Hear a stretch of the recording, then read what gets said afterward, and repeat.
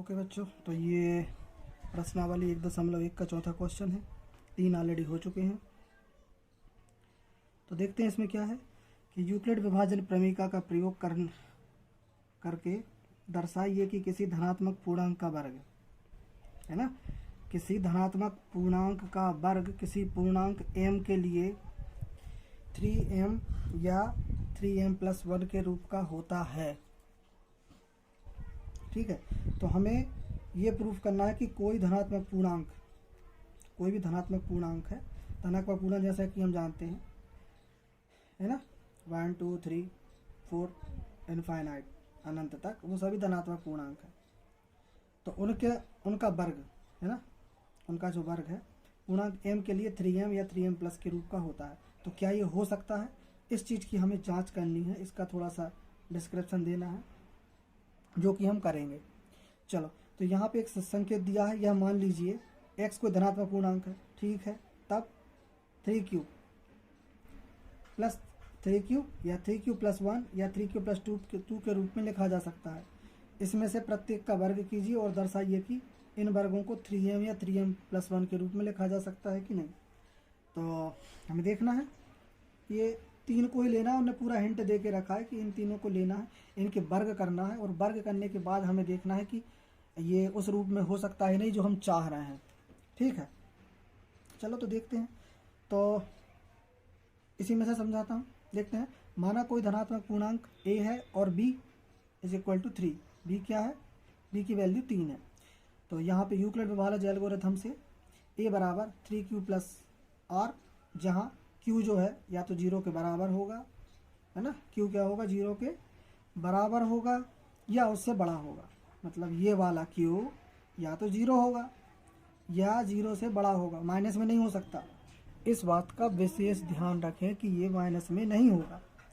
और r, ये जो रिमाइंडर है, ये 1 2 3 होगा, क्योंकि ये सभी b से तो छोटे होंगे, इस 3 से छोटे होंगे ना r की वैल्यू। 0 1 2 3 धनात्मक है, इसलिए धनात्मक लिखे हैं।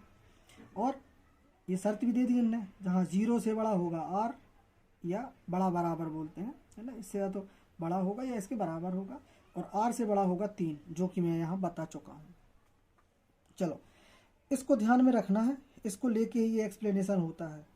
ये जो तीनों हैं इसको देख के ही आते हैं। यदि यहाँ मान लो 5 होता तो यहाँ भी हम 1 2 3 4 तक लेते। यहाँ 8 होता या 7 होता तो हम यहाँ पर 6 तक लेते। ठीक है, आ रहा है बात समझ में? चलो, अब देखते हैं। इसलिए a = 3q या 3q+1 या 3q+2, क्योंकि हमें इन तीनों को लेना था, हिंट में दिया था, तो हमने तीनों को लिया और बाकायदा तीनों पे, क्योंकि ये सभी a² के इक्वल हैं। तो हम यहाँ देखेंगे 3q का स्क्वायर या 3q+1 का स्क्वायर, 3q+2 का स्क्वायर, तीनों का हमने स्क्वायर किया, तीनों का हमने वर्ग लगाया। ठीक, चलो, अब 3q का स्क्वायर किया, इसका स्क्वायर किया, तो यही आएगा, कुछ नहीं हो सकता। ठीक, सेम लिखा है। अभी जब हमने ये जो 3q है, इसका जो हमने स्क्वायर किया तो ये आया।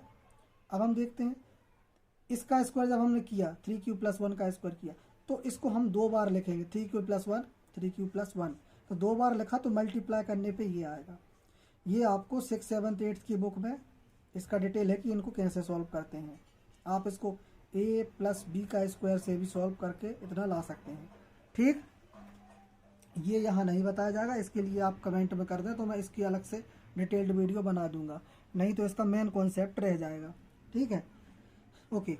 अब यहाँ देखें 3q+2 का स्क्वायर, सेम कंडीशन यहाँ है, इसका आप यहाँ करके देख लेना, आपको आ जाएगा। अब हमें इन्हें तोड़ना है, तो 3 जब हमने इसका मल्टीप्लाई ऐसे उतार दिया था, इसका मल्टीप्लाई किया तो ये आ गया बाहर, या जब इसको हमने तोड़ा तो ये बाहर आया, ये 3 पूरा बाहर निकला। ठीक, और जब इसको तोड़ा तो ये बाहर निकला। ये भी आपको 6th 7th 8th में अच्छी डिटेल से है। तो इसके बाद हम यहाँ देख रहे हैं, ये 3q², यहाँ पे k1 है, 3q² + 2q, ये यहाँ पे k2 है, 3 + k2 + 1, और ये यहाँ पे k3 है। ठीक, 3q² प्लस 4q+1 और बाकी ये 3 तीनों जगह आपको कॉमन मिलेगा, सेम एज 1।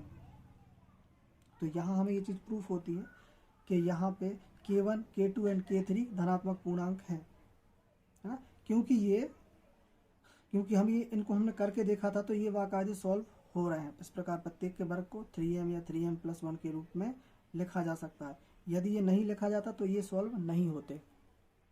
तो सिंपल सा कॉन्सेप्ट है, थोड़ा सा 1-2 बार प्रैक्टिस करोगे आसानी से आएगा।